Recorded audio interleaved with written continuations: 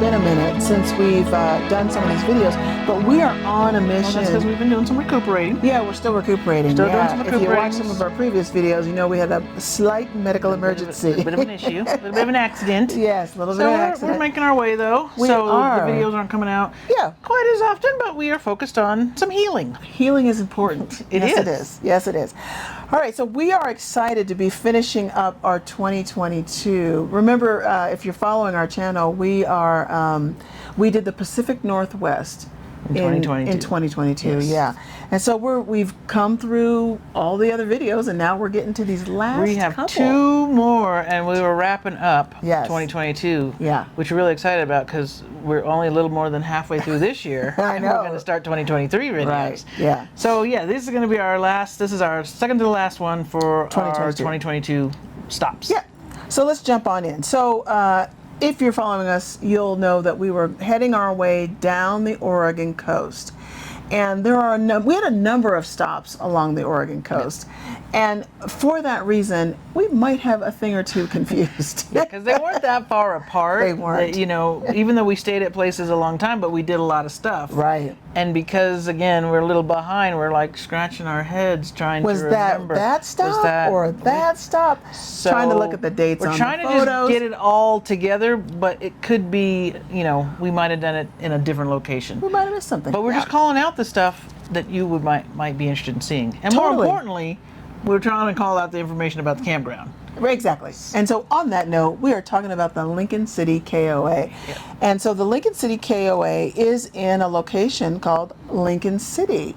But it's also, what's funny about this campground though, and this is typical of KOAs, Yes. they have they have a city name that's adjacent to where they actually are.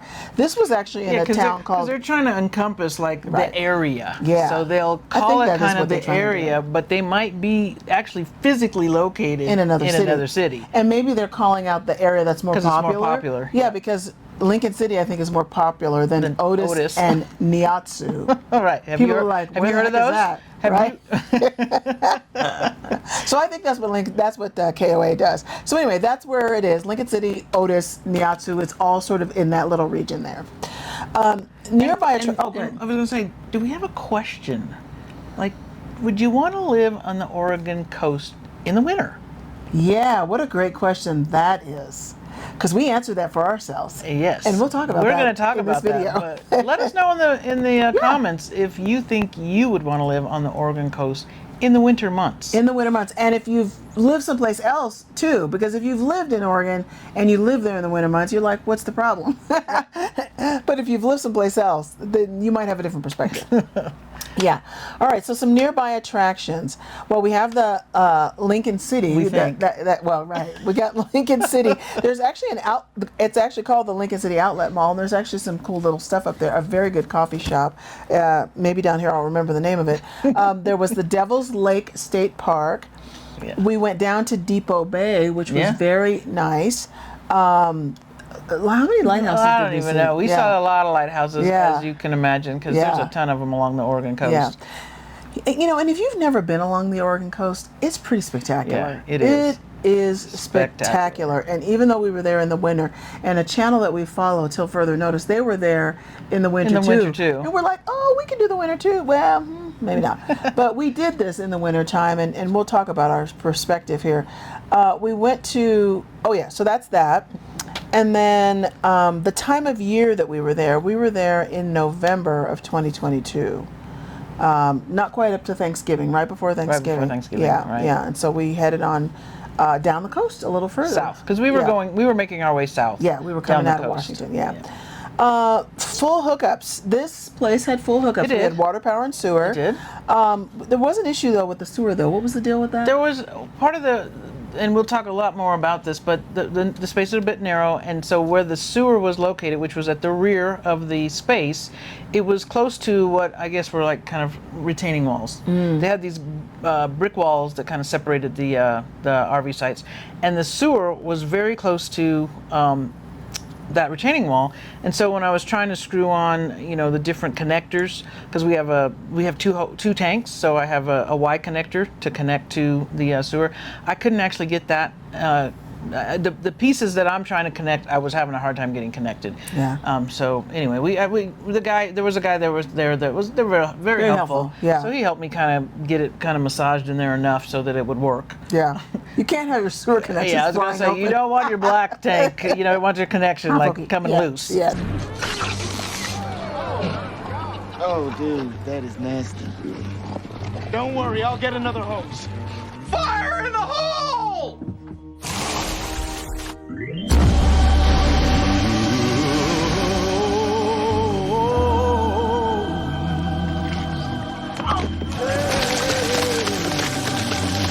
So anyway, there was that. Yeah. And then the pedestal, we had some issues with the pedestal. The power pedestal, yeah. Because the rain was pretty serious here. And so with the heavy rain, and this can be a thing anywhere, we've noticed this anywhere, even where we are right now. If a storm comes up in the afternoon and there's enough wind, rain, thunder, and lightning, we could lose power here. Yep, yeah. And we lost power there a couple of times. And I think at least once they came and told us. Oh, yeah. They knew they were doing some work, and then there was a couple times where it just went fell out. Yeah. What type of site was this? Was it concrete? Was it gravel? This was basically, well, there was two surfaces in this park. The spot itself was in gravel, but moving through the park, the little road that goes through the park was asphalt. Yeah. Access and road issues. So, it's a bit tight. So when you make the turn, and I forget the name of the roads, I'll have a picture or something I might be able to show. But when you make the turn to actually come down the road, that starts to give you access. It's the road that you actually need to turn on to actually then make another turn into the park. That turn into the park is really tight. Yeah. If you have a really long fifth wheel, as we do. Yeah. So that's a tight turn. And then once you get in the park itself, it's also rather tight. They do provide an escort, particularly for the larger fifth wheels, because they actually have to take you through the park going the wrong way, kind of down, they have their signage that says one way. Well, they have to take us down that street the wrong way just to get us around the park, to get us lined up to get into this pull-through site. Remember, our campground reviews are about big rig friendly, and whether we give that a thumbs up or a thumbs down. And I can imagine that at this point you're probably heading in the direction of where this might be going, because this was really tight. This place was really, really tight, and the KOA people do a top-notch job at helping you navigate in there, but you shouldn't have to shoehorn yourself into a campground. Sure. I just think that's crazy.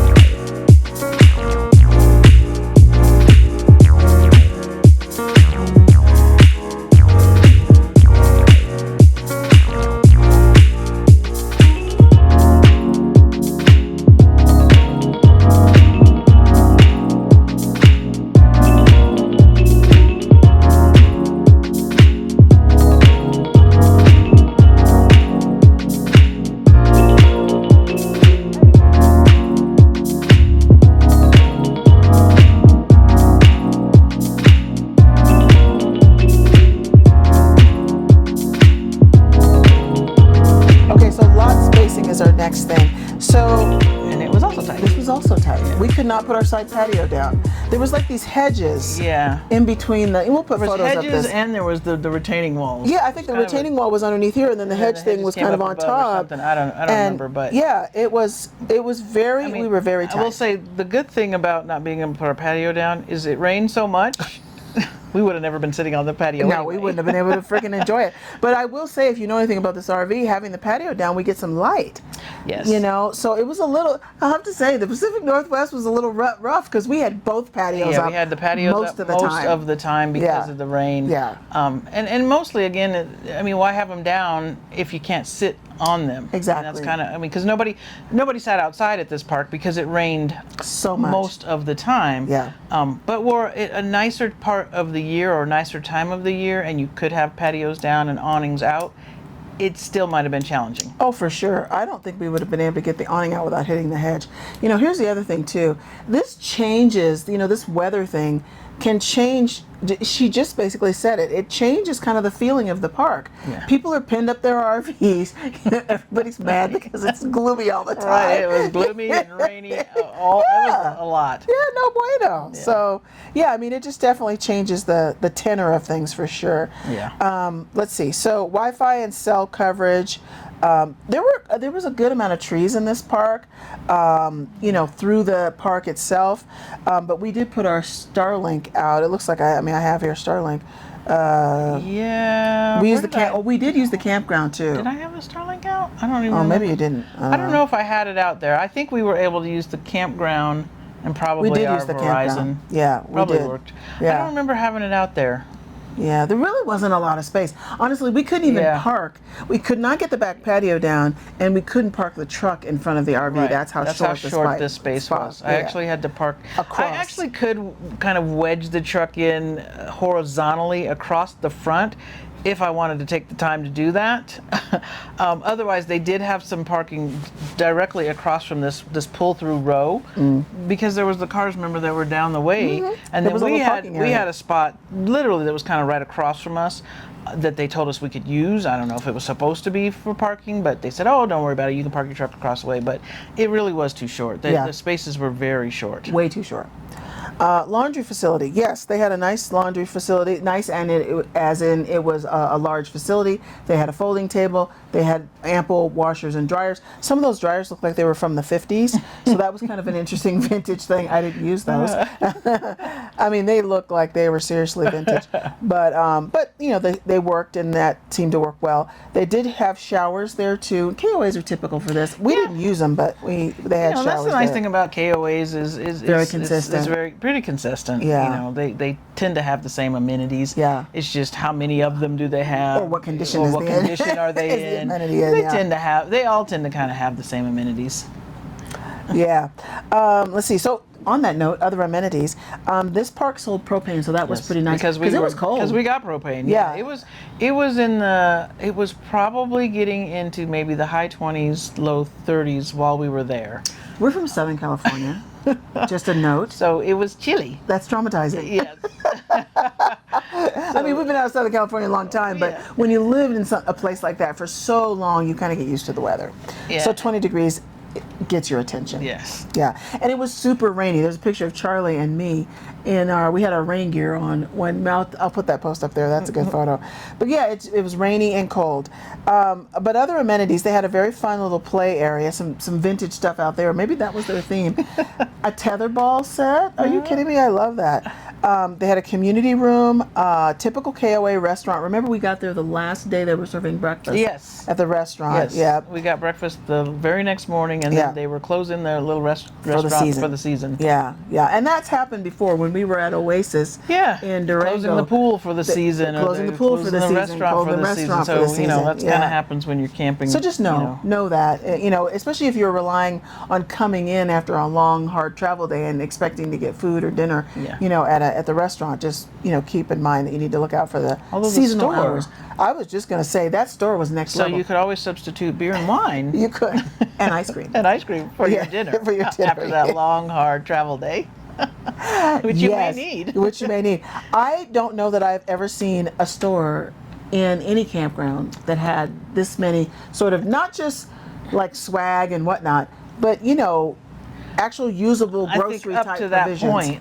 Up to this point, that point, we hadn't seen anything. I think we've seen a couple since then. But up to that point, we hadn't seen anything that seemed to have quite as much merchandise as they had. It was very well done and very well stocked, and And we used it. Yeah. We absolutely did. used it, yeah. Because we were in a place where if you wanted to go to the grocery store, you had to do it. There was a little bit of a trek to get to the grocery store. Now, we did go to a really fine... We did find a good one. Yes, Trillium, which is like a Whole Foods type of place. Yeah. Not very big. It's a little small, local...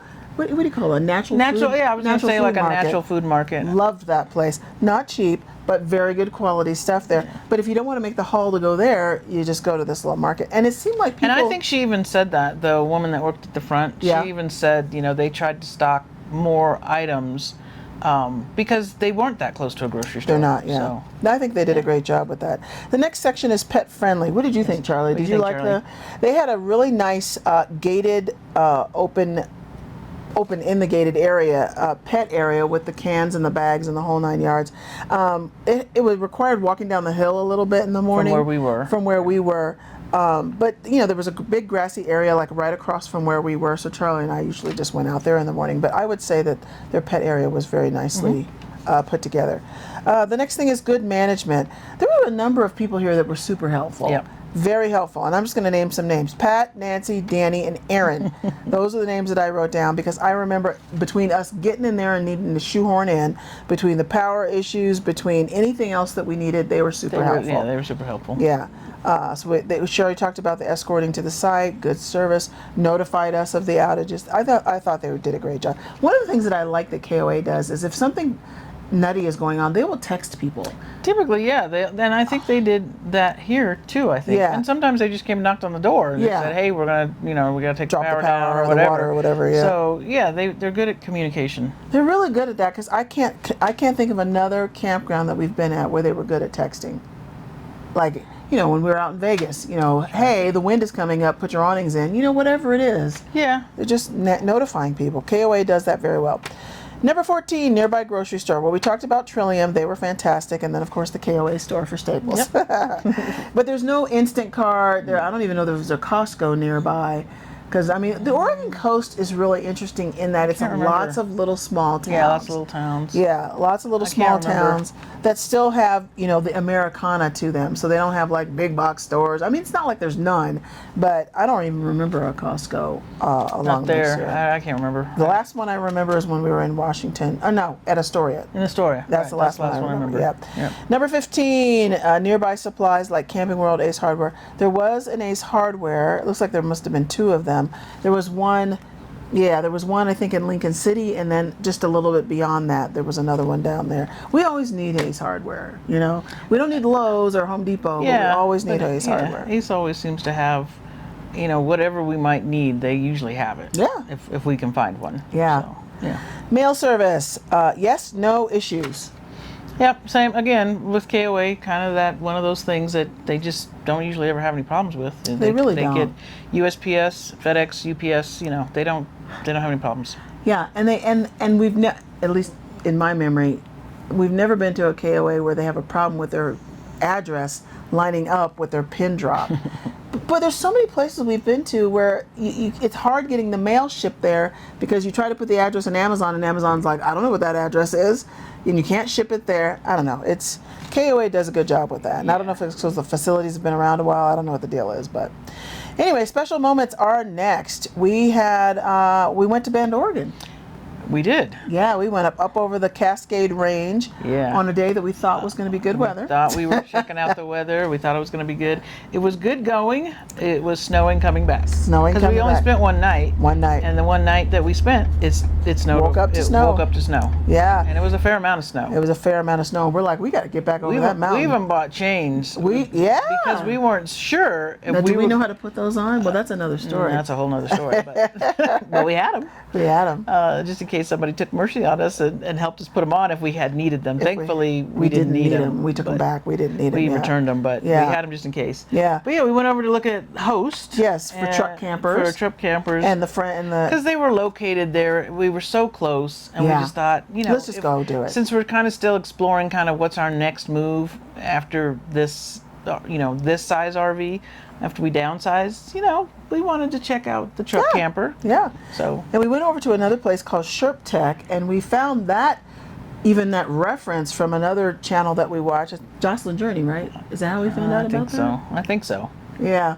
So they have that system on their truck camper, and so we went and met the folks on the bed of their truck. Yeah. It's a system. It's a storage system on your truck bed. Yeah, super interesting. Very interesting. And it really maximizes your cargo capacity, so on and so forth. And so we met the owner and his wife and the folks over there at SherpTech and did a tour and, got the info about that. Very nice people. Yep. So that's why we went over to Bend, Oregon. We did some great whale watching from probably down in Depot Bay. I think Depot Bay. Yeah, Depot Bay. We did some wine tasting at Depot Bay at a very fun little establishment there that's been there for Long time. a really long time. Of course, we saw plenty of lighthouses. The Yaquina Head Lighthouse, we have lots of photos from that in that area. And that's where the rock and roll Pebble Beach thing was, was by the Yaquina. Yeah. Very fascinating thing. We're just standing out on the beach and there's just all these rocks, black shiny rocks. And then when the water comes up and then it rolls out, it just makes this it sounds like popcorn almost. Yeah, very interesting. Very interesting. I did catch a little clip from that, so hopefully we have that. And then of course the king tide watching. Yeah, that's a thing along the Oregon coast are the king tides. Yeah. So we did try to catch some pictures of that and have opportunities to see that. I think I have a picture of that. I'll try to also get that in here. Yeah. And then the tiny house, right? Did we do that? No, we didn't do that from this one. No. We did that one from... Well, we said we might get confused because there's a lot of stuff. Well, on the next video, we'll Maybe talk the more next about video, that. we'll talk about that. Yeah, we went to go see the Waldport Tiny House Village. So top 3, bottom 3 for this KOA. So I say the top is just the KOA consistency and friendly staff. Yeah. That might be 1 and 2. Yeah, it is. Yeah. And then it's a good launching point. Yeah. We were able to kind of get out even despite the weather, because it did rain a lot and it was cool a lot, but we were still able to get out and I think that's one of the things that people in that area, they just are accustomed to doing. Yeah. It rains. Okay, and the power goes out. We already know that it rains there, so they just, it's just what it does. So they still go out. So we tried to make, try to do that as well, as much as possible. I mean, we got out. I'm surprised at how much we did. And it was a good, considering how horrible that weather was. to see other things. Yeah, it really was. And the bottom 3. Bottom 3 are really it's a super tight park for a large RV such as what we have. Yeah. So it's tight. The spacing is too close to the neighbors. So we kind of talked about that. Yeah. And then they had those power outages, and I don't know, again, and this kind of talks to some of the smaller towns we've been to, and we've heard kind of a couple of times, oh well, the grid doesn't really, it's not built to support, or when the weather gets bad, or whatever the case may be. So this, unfortunately, we heard that in Brookings, we too. did. We've heard it in a couple places. So. That's just something to be aware of if you're there, and it might even be the same problem if it was a hot summer. Yeah, everybody's running their ACs. Everybody's running their ACs, so the power grid can't handle it. So just something to be aware of. There was the power outages, but I think that was it for the bottom 3. Yeah, the bottom 3. And so would we give the Lincoln City a KOA a thumbs up, a sideways thumb, or a down thumb? And we're basing this on the full hookup situation, the access and road issues, and the lot spacing. Yeah. And so based on that, considering that we had problems with every single one of those things, is this fine for a Class B? Is this fine for maybe a Class C? Is this fine for a Super C? Is this fine for tent camping? Is this time for tent camping or truck camping? Yes. But as far as big rig friendly, we would have to give this one a thumbs down. Yeah. Unfortunately. Very nice people. But it was. And here's the thing. We never would tell you not to go someplace. No. We just give you this information so that you can make the phone call, ask the questions, and make your own decision. Yep, but would we go back to this place? Likely not. Yeah, probably not. No. No. It's just a little too small. A little too tight. So. Well, that's it, folks. So what was the starting question? Oh yeah, about the oh my gosh, would you want to be? Would you want to be in on the Oregon coast in the wintertime? Yeah, I think we'd be curious to know what you think about that. Yeah, we really would, because it wasn't the best time of year for us to be there, but we were trying to assess it so we could make some decisions about where we want to go some next. sort of long-term possibilities. Yeah. So it probably wouldn't work for us because it was just a bit too much rain for us. But and we were there during the whole atmospheric river bomb cycle thing, all the which crazy stuff that was could going have been on last freakish, year. a freakish weather anomaly. But I think it still rains there though. it scared us away. We're like, oh no. We'll be back in the summer though. Oh yeah, and actually when we go in the summer, we'll have to go down to what's that place over there by Bay Point? Yeah. We'll talk about that one. We'll talk about that in our next video.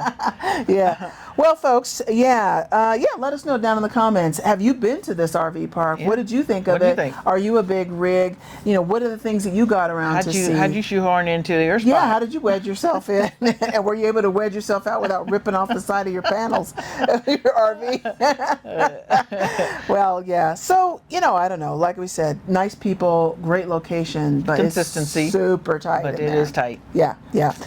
Well, that's about it, folks. Thank you for hanging out with us for this. This is the Lincoln City KOA in Lincoln City, Otis Nyatsu, Oregon.